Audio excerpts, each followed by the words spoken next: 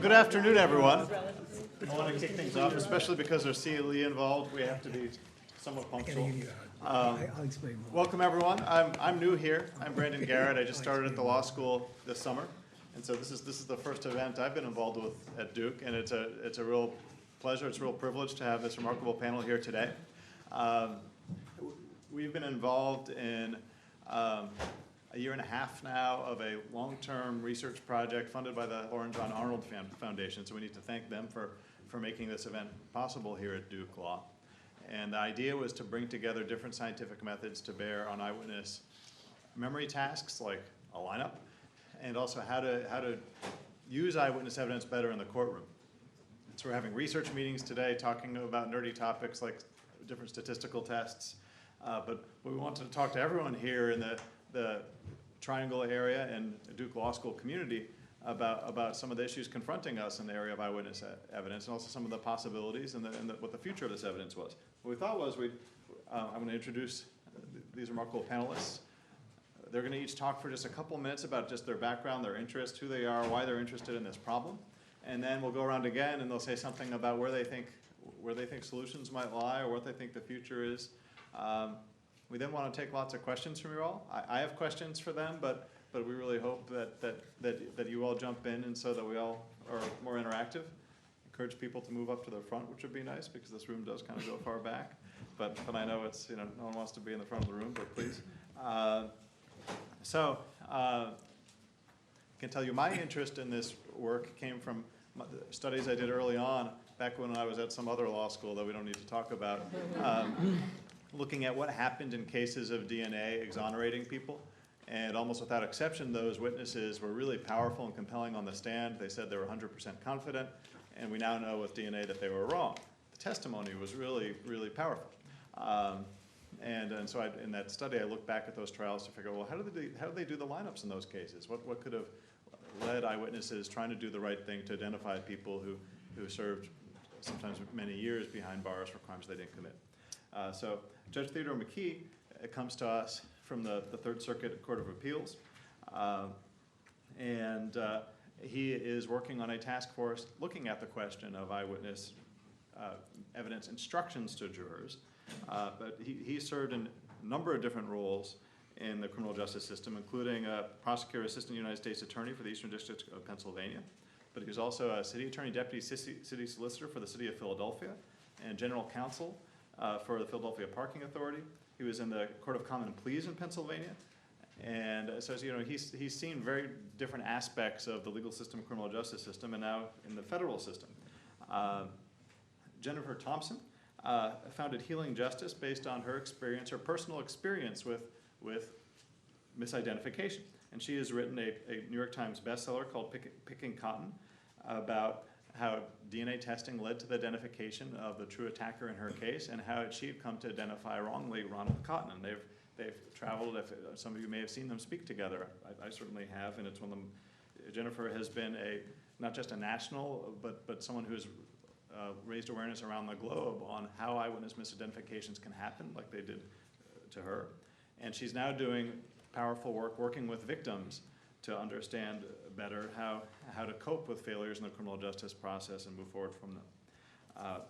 Benjamin David sits to stage left of Jennifer, and he's the district attorney for the 5th District. And the 5th District includes 3 different counties: Hanover, I don't know my North Carolina geography. It's just very well. 2, actually. Oh, 2, okay. My identical twin brother, John, represents the 3 counties. He represents the 3 counties, okay. Happens all the time. You get confused with an identical twin? I do. An idea, sure. He's an elected Republican, I'm an elected Democrat, though. That's true. Is he still an elected Republican? Is he what? Still an elected Republican? Yes. So, You want to elaborate on so that? District Attorney David is... Because I love him too much to get it. This is being filmed. Oh, okay. Oh, is it? So he's in his 4th term as District Attorney, and was in private practice before that, doing intellectual property work and other types of litigation. He was on the Chief Justice's Commission on Professionalism, Governor's Gang Task Force in North Carolina, and is a past president of the North Carolina Conference of District Attorneys. And in that role, he's been involved in events here at the law school and around the state, looking at criminal justice policy issues, a number of different types.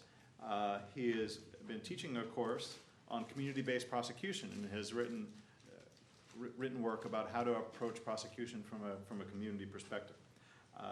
To stage left of District Attorney David is Tom Albright.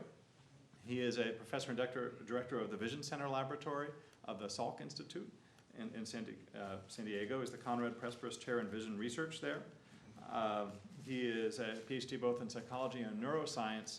He, among other things, chaired the National Academy of Sciences commission that produced a report in 2014 describing the whole landscape of scientific research and eyewitness memory and making recommendations both for research and the courts. It's called Identifying the Culprit.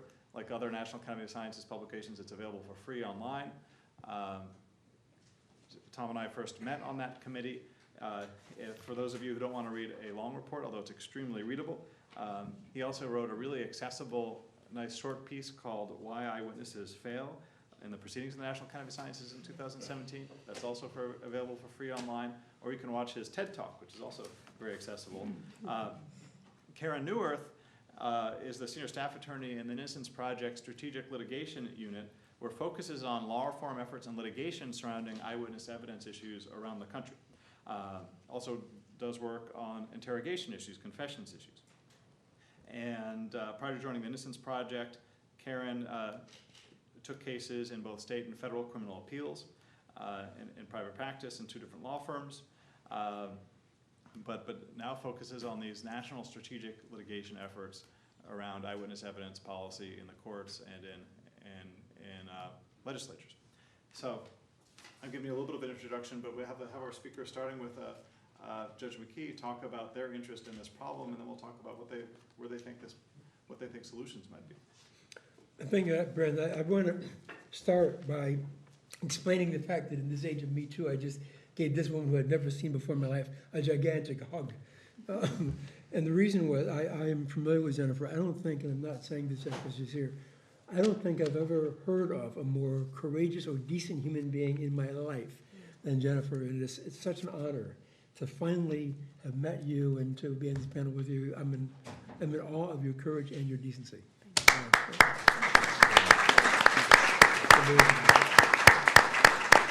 Recently had the privilege of writing an opinion and citing her. My interest in this actually started many years ago when I was at Common Pleas Court, which in Pennsylvania is your basic trial level court. Most of our trials there are dispensed by bench, depending on the judge, but for most judges, especially newer judges, most of the cases are dispensed with by a waiver trial, a bench trial. And I remember I had one, it was an eyewitness case, and the outcome of the defendant's guilt or innocence turned on the validity of 2 eyewitnesses who said they were about 30 feet away when they saw him pull a gun out, commit this robbery.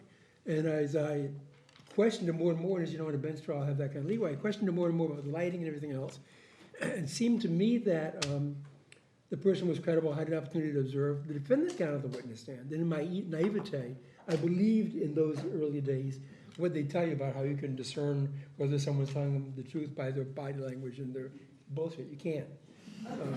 But I believed that then, and I thought the defendant was being very, very truthful. I believed when he said he wasn't there and didn't do it. So I adjourned court, and I told the court personnel that I would meet them on this block in North Philadelphia where this robbery occurred at 3 o'clock in the morning, which was the time of the robbery. Basically, lighting conditions, everybody said was about the same, although it was about a year later. This was in a drug-infested, drug-dealing neighborhood. As I drove to the block where the trial was going to be held, 3 folks at red lights tried to sell me some drugs when I stopped, and they knocked me down, even though I was in a coat and tie. I guess they thought I was going to buy in bulk. But we set up the procedure. I sat on this little stoop there, and I had the witnesses tell me about where they were when the relationship to robbery, when they saw the robbery occur. And then I had the defendant walk toward me, and I wanted to see how close he could get before I could recognize him. And he was probably about 15 feet before I recognized him. And this was somebody I'd seen in the courtroom for the 4 or 5 days of the trial. I couldn't recognize him.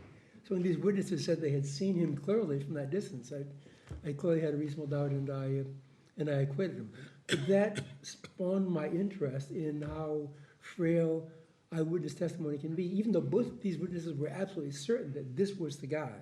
And I'm so glad I did that, because had I not done that, I would have convicted somebody for a crime that I really don't believe he committed. I think it was a case of mistaken identity. And you couldn't cross-examine him, because every time the defense attorney would start cross-examining the witnesses, they'd become more and more certain of their testimony. They'd become offended that the defense attorney was challenging their testimony.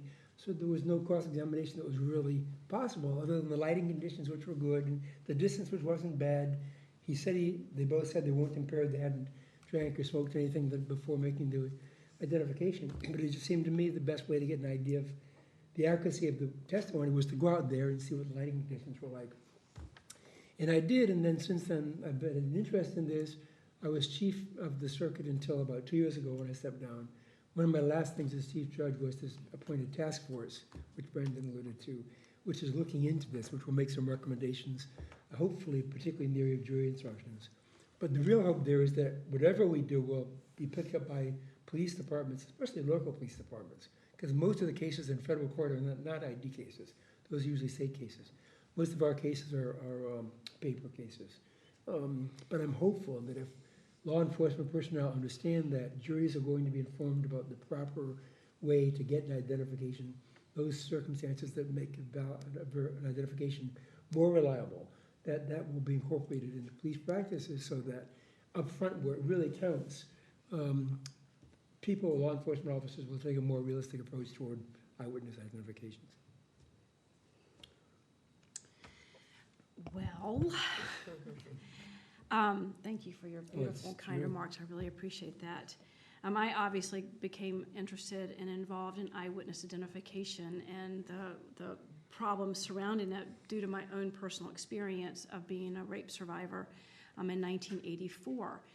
I will tell you that in June, the first week of June of 1995, when Mike Galden, the original investigator of the crime, who had now become the captain of the Alamance County Police Department, came to my house and told me that not only had the DNA been, an exclusion completely of Ronald Cotton as the person who I had believed for 11 years to be the perpetrator, but it was a cold hit on a man by the name of Bobby Poole.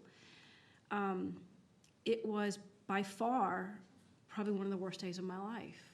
And on many levels, it was much more difficult and much more painful than the actual rape and assault itself, for lots of reasons. When you're a rape survivor, you know that there's nothing you did wrong.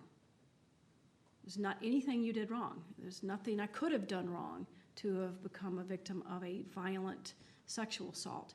And so that was something I knew intuitively. That was something I was lodged in my bones, that I was not a bad person and that what happened to me was not my fault.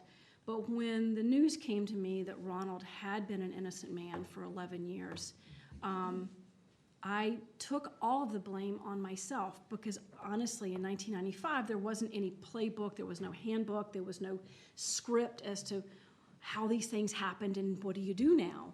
And I navigated those waters on my own. And as hard as I was on myself for what had happened, it wasn't nearly as hard as the general public was on me.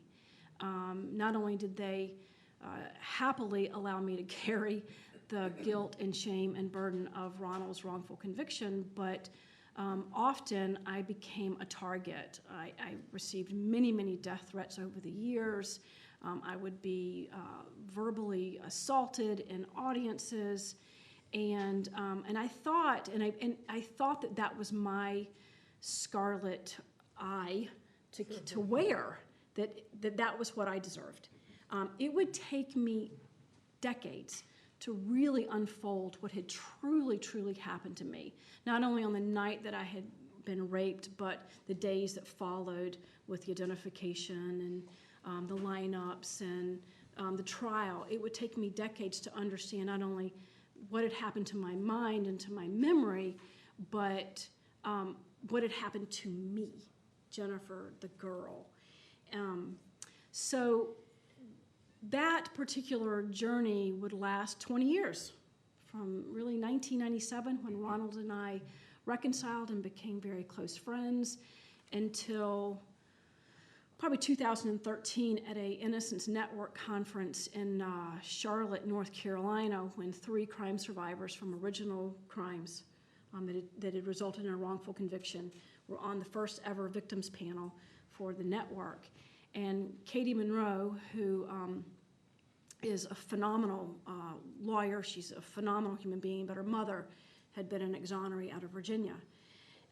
She formed this panel, and as I was saying to a few other people, you know, when you tell your story, you get really good at telling your story. You know, you can do the timeline, you can say the dates, you can do that because you've got it. But the question that was asked to each one of us is, how were you harmed? And it took my breath away, because no one had ever asked me those questions about how did the wrongful conviction harm me. And that would take me in a different path to try to understand what original crime survivors from these cases endure. It's not just the rape of your body, it's not just the murder of a loved one, it's actually finding out that 10, 20, 30 years later that the criminal justice system had failed you and had failed your families. And that for most of us, excluding myself, most will never know who actually committed the crimes. They'll end up as a cold case. And they'll never know who killed their daughter. They'll never know who killed their wife, their sister. And so in 2015, I founded Healing Justice, and one of the things that we have been doing is working with original crime survivors from these cases to try to understand what that experience had been like. And we've done several listening sessions with this particular group of hurt and harmed individuals that, you know, get harmed at the initial crime and then get failed all along the criminal justice process. And one of the things that we've come away with understanding, which should not be a surprise to anybody in this audience, is that there's no crime survivor and there's no crime victim that ever wants to get this wrong. That just doesn't make any sense. You know, when you witness a crime, when your body is now a crime scene, not only are you motivated to try to apprehend the person who's harmed you, but you feel a great deal of pressure because now you have someone that's running loose on the streets committing crimes. And so that was my experience. I felt like I needed to do this. This man had raped 2 women in less than 1 hour in the same night. And so I was led through a series of steps that, you know, that I felt like I needed to find this perpetrator, and that perpetrator in my mind became Ronald Cotton. And once that was settled on, and once I was given confirmation that I had gotten it right, Ronald became the attacker, and became the attacker for the next 11 years. So my interest, it's not even just an interest, right? It's my duty, it's my calling, it's my passion, it's my life's work. I feel like I do represent what happens to those of us that get failed when the criminal justice system gets it wrong. And it's deep, and it's wide, and it's heavy, and it's bigger than we even imagine, because it isn't just a single exoneree, and it's not just a single crime survivor. It's our families, and it's the community as we reconcile that Bobby Poole was left to be free on the streets of Burlington, North Carolina for the next 9 months, and he would commit over 24 more violent crimes, 6 of which were first-degree rapes, 1 of which he came back months later and raped one of his crime victims a second time. So when we do, you know, think about these cases and how the system gets it wrong, it's really important that we understand it's much bigger than we even imagine it to be, and that all of us should be ensured as taxpayers and citizens that the system is actually doing its best to get it right. It's hard to go after that. Let me say that meeting victims like the one you just heard from is the great privilege of my professional life. Prosecutors are the voices for victims in a courtroom. We give voice to people who are absent in many cases. We speak for the dead in murder trials. I spent 3 years in a big trademark litigation firm making 4 times what I pay my starting prosecutors now. And I wouldn't trade this job for anything. Making sure that we get it right is the biggest job responsibility we have.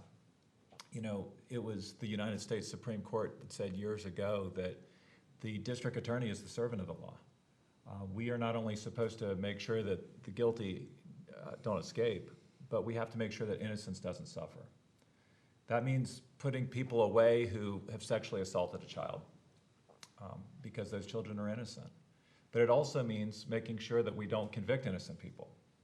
And believe me when I tell you that we are not here to have a theoretical conversation. I had 30 murders in my district last year, 5,000 felonies, 20,000 misdemeanors. Many of them are going to involve people looking at a lineup and saying, I'm sure, or I'm pretty sure that's him. And the worst nightmare of any prosecutor is to convict an innocent person. You know, our job is to make sure that we are protecting our community. Doing justice is bigger than just convicting. And so, why am I here? You know, we are in an adversarial system where prosecutors and defense attorneys go up against each other and we fight in front of a judge.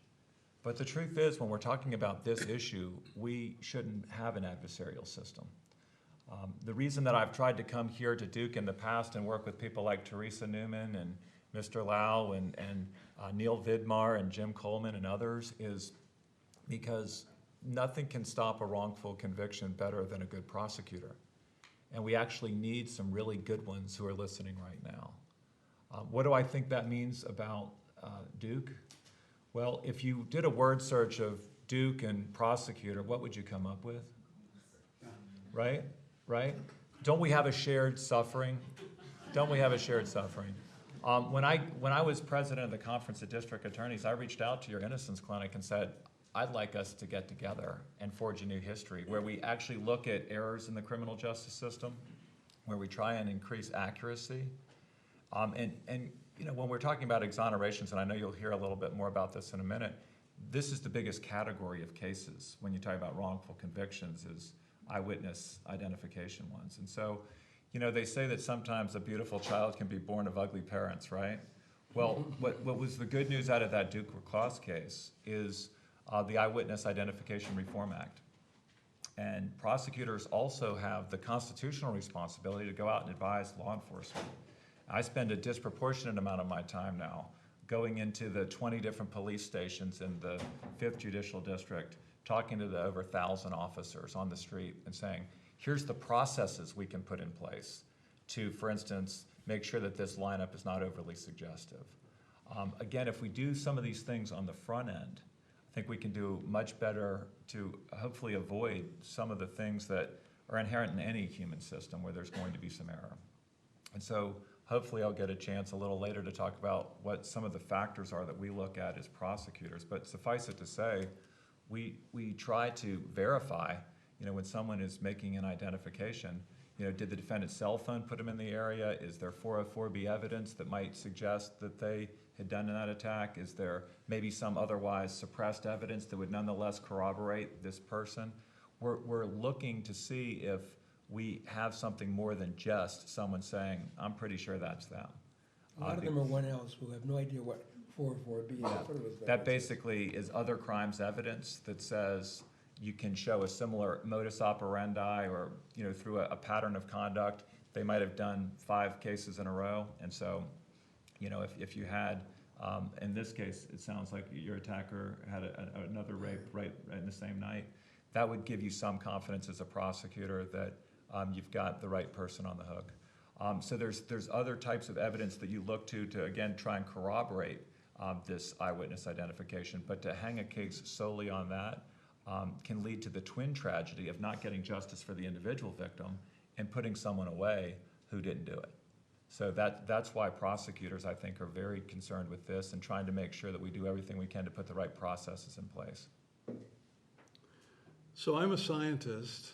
My training is in experimental psychology and neuroscience, and I run a laboratory since the mid-1980s, a research laboratory at the Salk Institute for Biological Studies, which was founded by vaccine pioneer Jonas Salk, and sits on a cliff overlooking the Pacific Ocean in La Jolla, California. It's a nice place to be. And I flew overnight to get here. In my laboratory, what we do is study the brain basis of visual perception, visual memory, and visually guided behavior. And what we've been focused on in recent years is the role of context in visual processing. And context, I use the word loosely here. It covers a lot of stuff that you could probably imagine. And one of the things that we're very interested in is the effect of prior experiences, the things that you know to be true about the world that you live in, how those factors affect the way you perceive the world going forward. And we've made a number of those discoveries along those lines over the past 10 to 20 years. And about a little over about 4.5 years ago, I got a call out of the blue. I had thought a lot about the general problem in forensic science of how people make judgments by comparing things by eye, because I study the visual system. And I got a call out of the blue from a program director at the National Academy of Sciences who asked me if I would be willing to chair a committee to look at the science and the practice, the use of eyewitness identification in the courtroom, and to co-chair it with Judge Jed Rakoff of the New York Federal District Court. And I immediately jumped at the opportunity. I thought this would be terrific. In the field I work in, most people in the field of neuroscience, the applied target is generally medicine. You'd make discoveries about the brain, for example, or any other part of the body, and you use that information to improve medical practice. But the interesting thing about the brain is because it controls behavior, it's relevant to lots of things in society. And I had this sort of revelation that, well, instead of working my life trying to improve medical practice, I could actually use this knowledge for other purposes. And so the National Academy put together this wonderful committee, 14 of us on the committee. 3 other members are in the room. Brandon was on the committee, Karen Kafadar was on the committee, and Joanne Yaffe is in the back. She was on the committee as well. It was a great mix of people who have a legal background and people who have a scientific background, primarily in either cognitive or neurosciences. And Karen, of course, was our statistician because there's a lot of important statistics associated with this problem. And the committee produced a report. I'm proud to say that report has been downloaded for free from the National Academy website for well over 10,000 times to date. It's been out it was published 4 years ago, I believe. Not quite 4 years ago. And so it's having an effect. In fact, one of the last things that Sally Yates did in her tenure as the Deputy Attorney General was to issue new guidelines for eyewitness identification for lineup applications and eyewitness identification. And those guidelines are basically verbatim from the report that we produced. So I'm very proud of that. I went on from there because I came from this sort of quiet science community out into the issue of criminal justice reform. And I joined as a commissioner the National Commission on Forensic Science, which was doing a lot of good work until it was shut down by the Attorney General a little over a year ago. I then went on to join the Human Factors Committee for the Organization of Scientific Area Committees for Forensic Science, which operates under NIST. And this is a group of committees that look at the sort of nitty-gritty of application of forensic science, lots of different forensic disciplines like bullet and tool marks and fingerprints and blood spatter and so forth. And it's been a terrific learning experience for me. And one of the things that I've learned, or one of the things that I understand about all of this, is that all of these forensic disciplines bear a probabilistic relationship to the truth. And this is a sort of fundamental point that the judicial system needs to understand. That there is you might get a forensic examiner or an eyewitness that's right some of the time, but in no cases are the outputs of these procedures going to be right all of the time. And we have to recognize that there's a certain probability associated with any form of evidence. Now you ask, why did I get involved in this? Coming from this scientific background, why is my expertise relevant?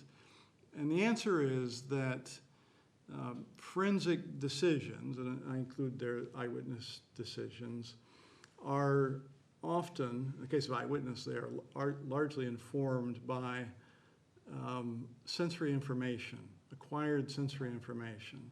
Those decisions are based on that information. And so an understanding of how we use sensory information to make decisions is kind of fundamental to understanding why mistakes are made and under what conditions we can actually improve performance. And so that's been the direction I've taken. That came through, I think, in the eyewitness report produced by the National Academy. And it's a level of inquiry that I've pursued since that time. And I can go on and tell you a number of different factors that I think are relevant here. But ultimately, the important thing to recognize is that it's all probabilistic. You're never going to get an absolute, you can never be absolutely certain. There will always be uncertainty associated with any of these kinds of decisions. And recognizing that and bringing it to the attention of the triers of fact is really critical. And I'll stop there and we can carry on later. So I came to eyewitness work after doing criminal defense work. I went to law school after being a teacher, a high school teacher. And I think what's always driven my work choices has been an interest in fairness and justice and trying to help people who were on the wrong side of systems. So I went to law school knowing I wanted to do criminal defense work. And I had what I see now to be a pretty naive idea, which was that if I went into private practice and I represented wealthy people who could afford the best lawyers and could afford to litigate every aspect of their case, I might have an effect on the larger criminal justice system and make it better for everyone. And while that work was rewarding, I soon discovered that that was not the case, that you might make the system fairer for your client or have a small effect, but you weren't going to have, or I wasn't going to have a larger effect on the system. And so I started to look for work that would allow me to have a greater effect on the criminal justice system. And at the time, the Innocence Project in New York had been doing this work on eyewitness identification, had been litigating, not through direct representation, but through appearing in cases around the country, usually as amicus or friend of the court, to try to change the law around this leading cause of wrongful conviction. And that work was done in tandem with a policy department that was working to change the laws around what's been described as the front end of the problem, police practices. Our policy department also works with law enforcement to try to get them to voluntarily adopt better practices. And so that seemed like a really great opportunity to have a broad impact around a type of evidence that's used very frequently, that we know to be fairly misunderstood by all of the important players in the system, and seemed like something that could be changed through litigation and through the law. And I think that that's been demonstrated. I've been doing this now for 7 years, and I think we've seen some significant changes that have been the result of our work to some small degree, but also through the work of people, defense lawyers, especially public defenders around the country, reform-minded prosecutors and members of law enforcement and judges. So it's been incredibly gratifying. And what has kind of emerged for me in terms of why I do this work and what's interesting to me is that it allows me to look at kind of science and research from psychology, from neuroscience, jury behavior, lots of areas outside of the law, and think about how we can translate that research for people within the criminal justice system, from law enforcement to judges and juries. And that's really challenging because I think you'd probably be hard-pressed to find two institutional cultures that are more different than science and the law, right? The law is about precedent, it's about slow change, it's about certainty, right? We're not going to do anything systemically until we really know, and we're going to wait for a case to come to have a decision that then we're going to have to go through a trial, a conviction, an appeal, preserving the issues, making sure you hit all of your time marks and you're within the statute of limitations and you've properly objected, and maybe you've preserved the issue for appeal, and maybe it gets up to a state high court and you could actually change the law, versus science where you're running experiments, you've got labs all over the country, you've got people saying, well, I don't really know, the likelihood that I might be right is this and such, and people who can really talk about uncertainty. So the thing that I really am enjoying and really love about the work, and that I also find among the most challenging pieces of the work, is how can we get the law to get on the same page with the science. Eyewitness identification presents really a terrible picture of how bad the law is at conforming to the science. We have a constitutional test in the federal courts and in almost all the jurisdictions, state courts, that was set forth in 1977 and is almost comical when you look at what that test said about the due process test for examining eyewitness evidence versus what the science now says, and that has scientific consensus. So I'm really interested in the area of eyewitness as well as in the area of confessions, with how we can make the law have greater fidelity to what science says in the pursuit of fairness and justice. Great. Well, maybe we could just, some of you already talked a little bit about this, maybe just some of your brief comments about what do you think some solutions are to these problems, and then we should take lots of questions from you all. Well, I can start. Karen mentioned the due process aspect of it. At the one end of the spectrum, that's there. If there's a due process violation, that's relatively easy, although having said that, I read of a situation a few months ago of a state trial judge in Pennsylvania in incredibly suggestive circumstances that denied a suppression motion. So maybe it's not as easy as I thought. But at the one end, if you can show that the police did something to suggest the outcome of the inquiry, you've got a due process violation of state action.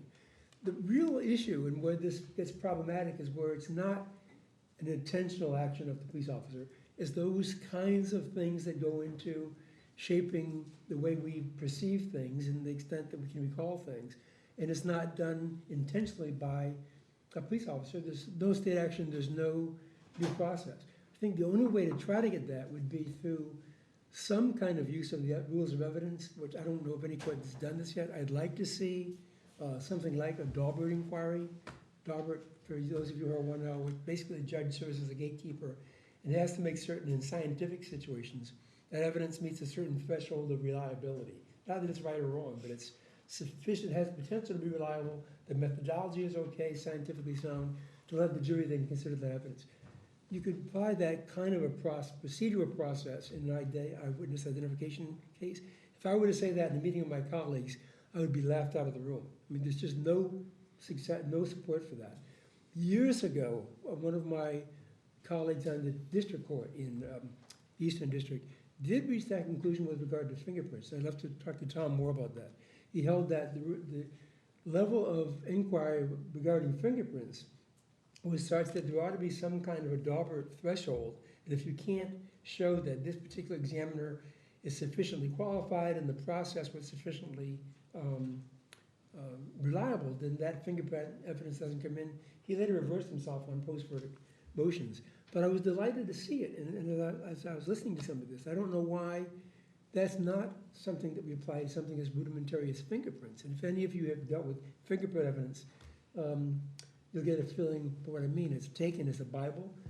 When I was a prosecutor, I remember I had one bank robbery, which is a case you cannot lose, but you don't know that when you're trying it. And the fingerprint expert came in, and these are professional witnesses. The FBI sends them up. They're really good, and they're polished and great exhibits.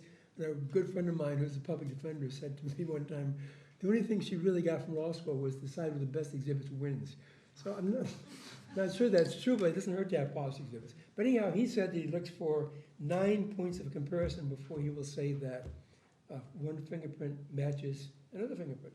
The next fingerprint trial I have, the guy comes in, I'm going through the prep for trial, and I asked him how many points of similarity did he find in his comparison. He said 6. And I said, well, how can you say that it's a match if you've only got 6 points of comparison? I just talked to somebody from the same lab who uses 9. He said, well, some of my colleagues use 9, some use 12. In my experience, I found 6 is enough for me to be convinced beyond a mathematical certainty, to a mathematical degree that it's a match. And that's still the state of fingerprint matching today. There's no national standards, no national training, no national certification. So if something like fingerprints are like that, I'm not overly optimistic that we're going to get to a point where we can do something with something as amorphous as eyewitness identification. I try, but I tend to think I'm butting my head against the wall. Forums like this kind of convince me I'm not totally wasting my time, that I can chalk it up as naivete and foolishness. I'm not optimistic. If we accept that all forms of forensic evidence are probabilistic, then what we really want to do is find the method that gives you the highest likelihood of a correct outcome. And so that's, in science we call this validation. And it's done in medicine all the time with drugs. They have to be validated. You have somebody invents a drug to treat cancer, and you want to do a study to make sure it actually has the desired effect. But the criminal justice system has resisted and continues to resist, and you can look at the comments of the Attorney General last week, continued to resist validation of forensic techniques. In the case of eyewitness identification, I'm not sure there's much resistance in that case. It simply amounts to identifying the method of applying a lineup that gives you the highest likelihood of a correct outcome. But generally speaking, this idea that you would actually test something to determine which method gives you the best outcome is not one that's been well accepted by large fractions of the legal community, at least that I've come across. Judges feel it's not our job. Leave it up to the jury. So you let it all come in. It's the job of the jury. Even something as fundamental as jury instructions I'm finding out, and we're about to fight this battle now in the Third Circuit. Judges feel, I don't want to invade the province of the jury. Even though we do it in other situations, we'll give the jury a missing witness instruction. We'll tell them that if a witness is solely within the control of one side and that side doesn't call the witness, you don't have to, but you may infer from that failure that that witness would have testified in a way that was adverse to the parties who had the ability to call it. And that's telling the jury how to evaluate something. But for some reason, we're very, very reluctant to do that when it comes to eyewitness identifications. There's a reluctance which the depth of it, frankly, and the strength of it has really surprised me. It's been an eye-opener for me. Questions, yeah?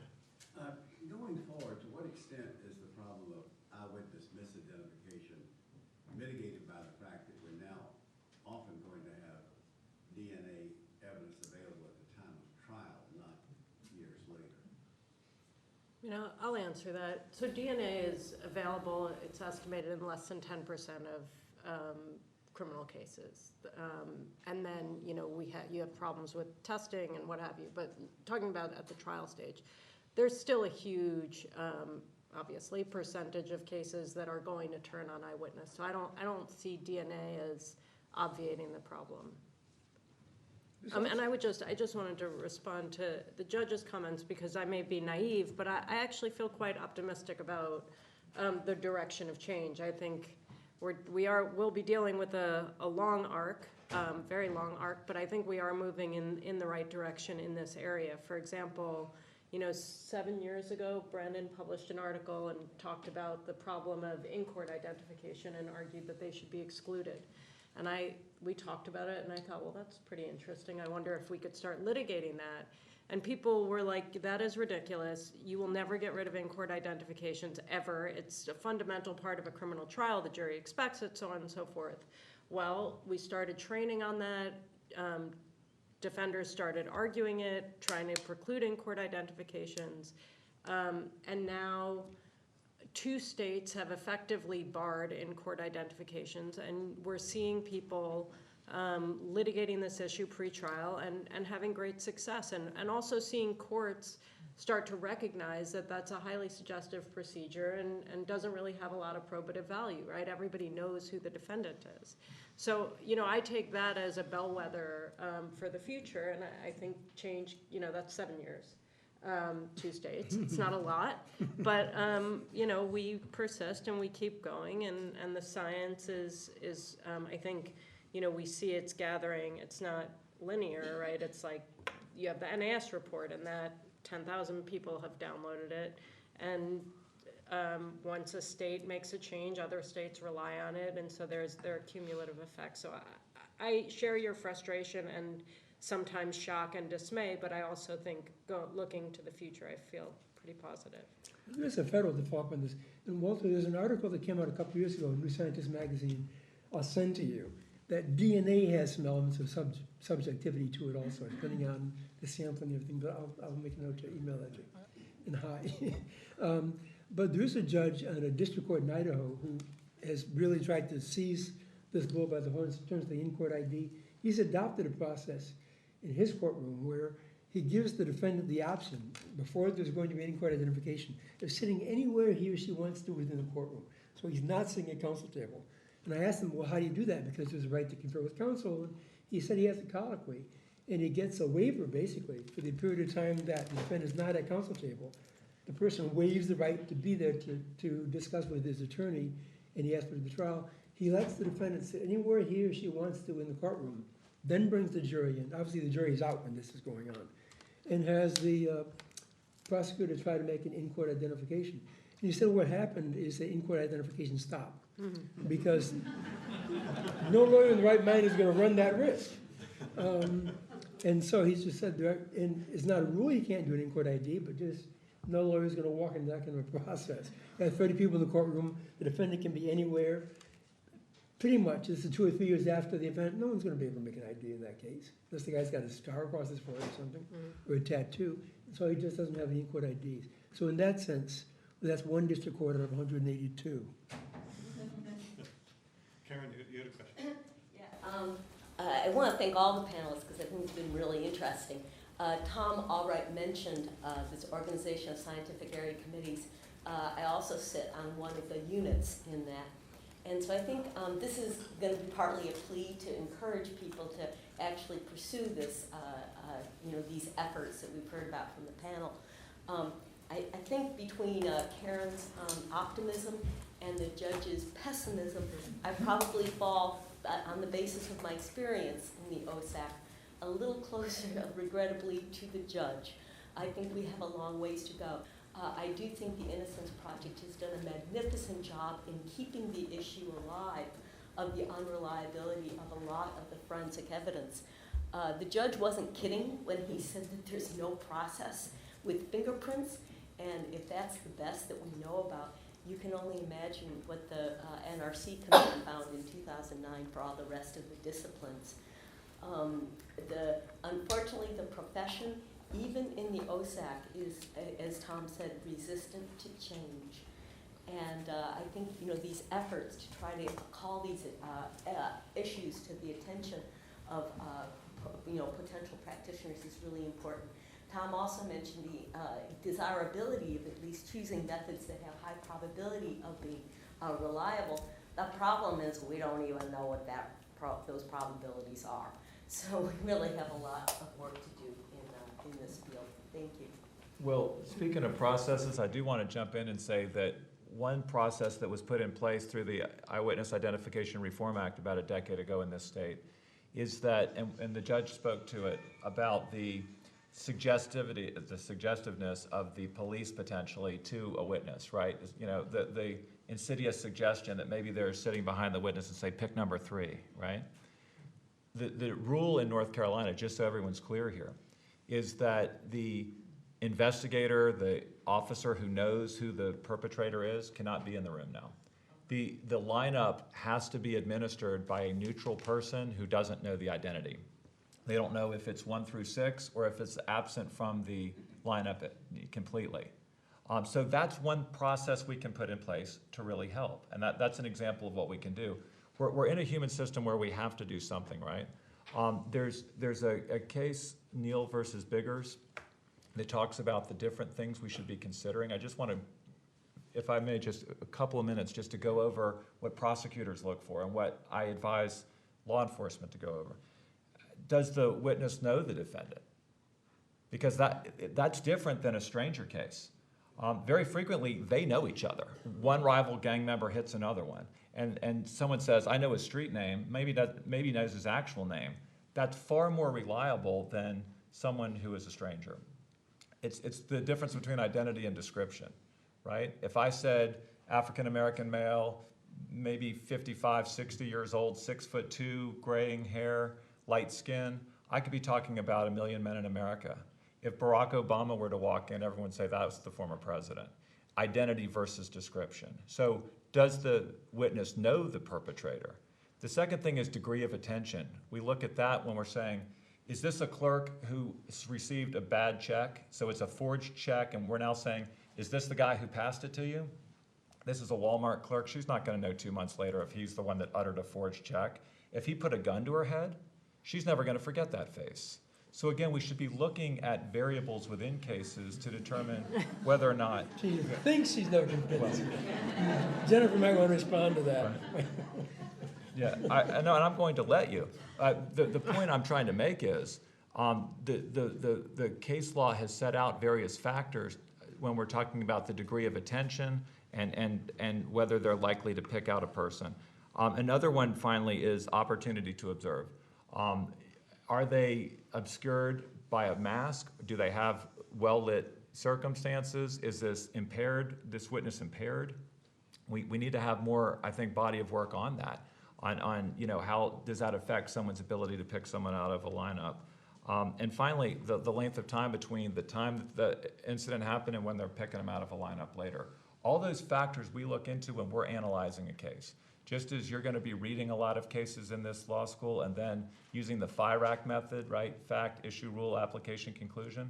We're trying to do some of those same things within the context of our cases when these facts arise to determine not if a person says, I'm 99% sure that's them, but we're looking at it through the lens of what the case law says is something that we should be looking at in terms of factors. Can I ask real quick, since I'm new to North Carolina, is there any state law gloss or difference in the state law standards, or is there North Carolina law on expert testimony on eyewitness evidence, or anything that adds to the federal standard that comes from the North Carolina courts?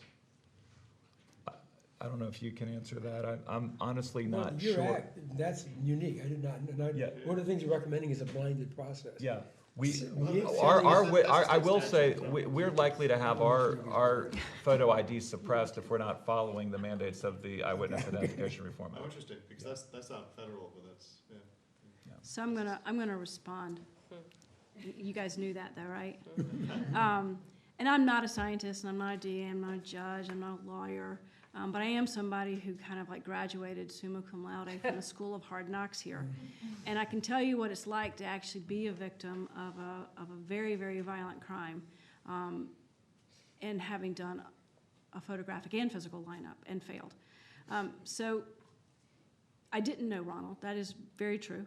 However, there was a knife to my throat for much of the assault.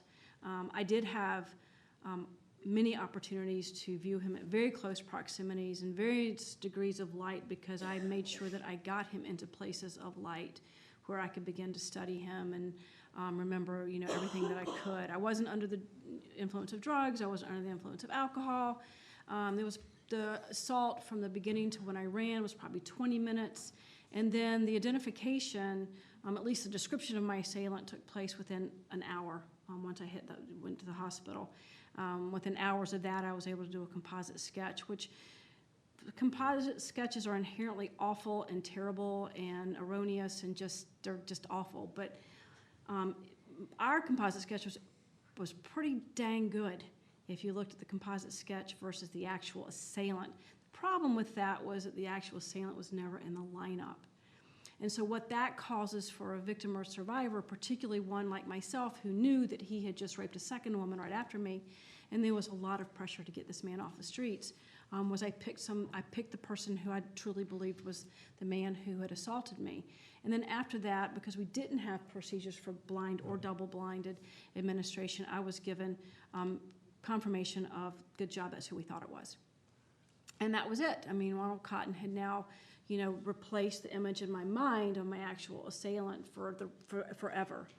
And so North Carolina did become a leader in this reform. We were the first state in the country, thanks to Mike Galden, the investigator who became chief of police, who went back and became a leader in changing best practices in North Carolina before really many states were even talking about best practices. There's now 20 states that have, I think it's 20 states. California, I was in California last week and lobbying for their Senate Bill 923. And honestly, we've been working on this bill for 12 years because the police in California don't want to be told what to do. And so there is the inherent problem.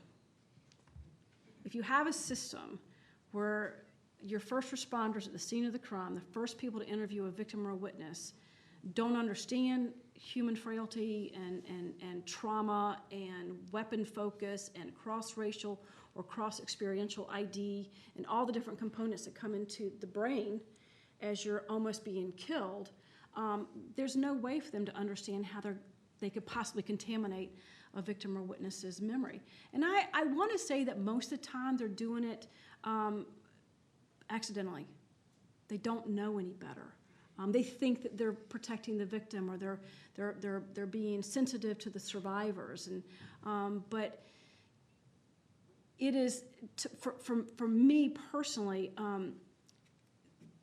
We have got to start at the police, because if the police bring a bad case to a prosecutor, the prosecutor's going to try a bad case, and the judge is going to hear a bad case, and the jurors are only going to hear limited information that's given to them. And so if we don't start at training our law enforcement professionals on how a victim or a witness sees things, records things, remembers things, can be contaminated, the second and third and fourth steps really don't matter. Because if we don't do it up front, if we're screwing it up at the beginning, then we're just going to have a screwed up case all the way around. And of course, what happens from that is that we've got perpetrators on the streets that are continuing to hurt and harm people, and we've got innocent people losing decades of their lives, and we've got victims who are just being failed over and over again. So, Totally agree. I do too. well, thank you. To the extent we have social media today, okay, we have one massive photo lineup called Facebook. Has there been any research or any discussion about the impact of victims who are eyewitnesses who identify a perpetrator on Facebook? I think we've had those cases. Yeah, and it's not just Facebook, but there are mug books, so you could be looking at pictures where you think, well, these are perpetrators, these are likely suspects. And, offender registries, these are people who are like the bad guys in my neighborhood.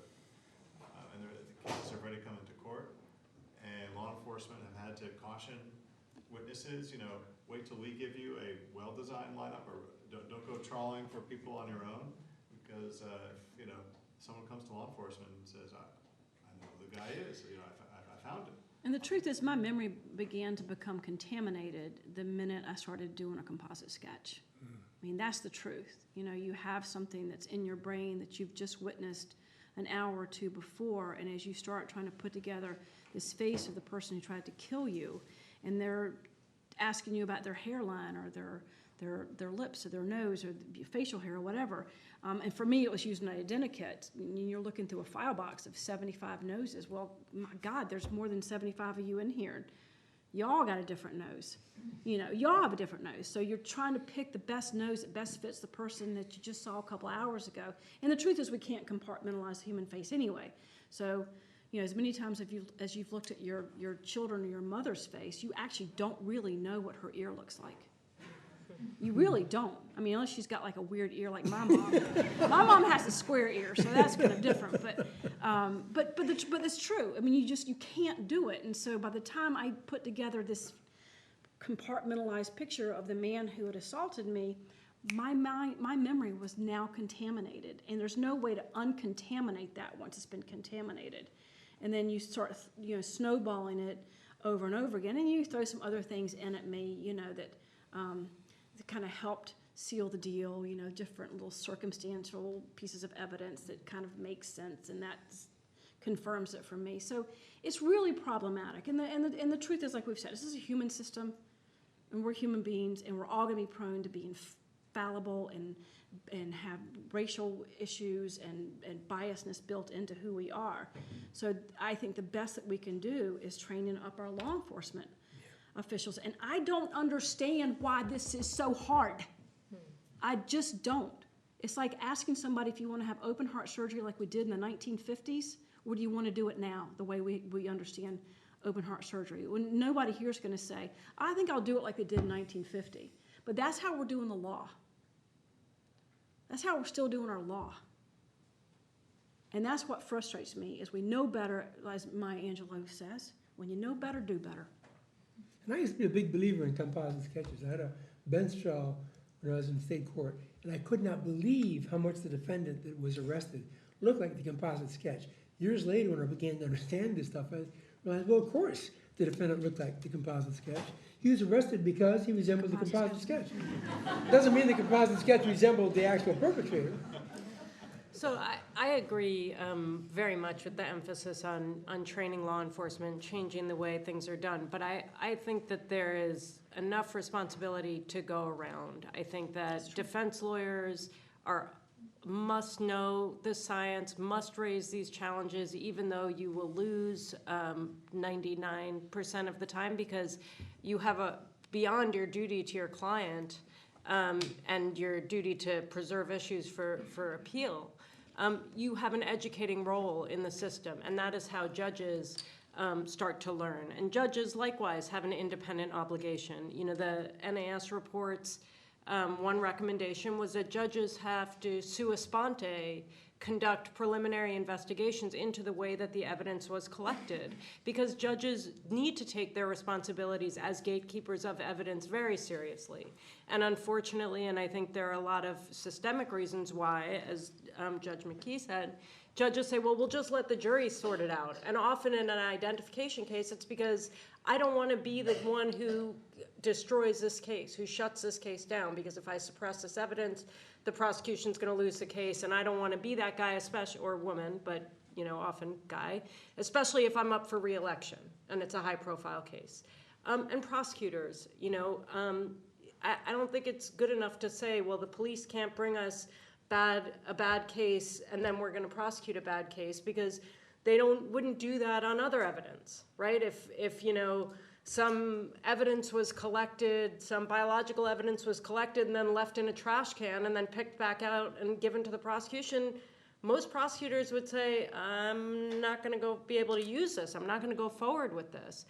That same standard should be for identification evidence. And you know, there's an independent duty that inheres in the prosecution to only go forward with reliable evidence. So I agree 100% about the importance of getting it right at the investigatory stage. And I would also add, beyond best practices, that I think identification needs to be put in a more appropriate role within an investigation. You bring up Facebook, but you know, we have a lot of more reliable technology now that can form the basis of a good investigation, and also old-fashioned gumshoeing that I think has gotten lost in the shuffle. So, you know, an eyewitness may be an important piece of evidence, but more likely is a very fallible, problematic piece of evidence. And you want to have a case that's built independent of that witness, and maybe that witness should just be used there to confirm or open up further questions for the investigation. So I think that, you know, the entire system needs to get right with the science and really honor their obligations. Last question, we should We should call it a day. As far as for Jennifer, With Ronald Cotton's defense strategy, does he ever approach you or any investigator approach you for a eyewitness lineup of fillers of another witness lineup? Did he ever give anything to you? Did you ever get approached by an investigator for Ronald Cotton? No. Nothing? No, and again, it was problematic, and I don't, not on Mike Galden's behalf was it problematic, but we had a corroborating eyewitness who said she had seen Ronald outside of my apartment complex right at the time of my assault, wearing the identical clothes that I had described my assailant wearing, and we found out really after the book was published that she had been given this typed statement in exchange for charges being dropped against she and her son that were pending. The fact is Ronald was never there. So there was some other bad stuff that, was also in the case that I certainly didn't know about. So no, like I said, Ronald was going to prison. He was going to prison. And anybody who's ever been involved in this case would tell you Ronald was going to go to prison. And that's a terrible thing to say, right? But my testimony, my eyewitness identification was so strong and so compelling. And I was so certain. I was absolutely 100% certain. So you were not going to shake me. Thank you all. Thank you.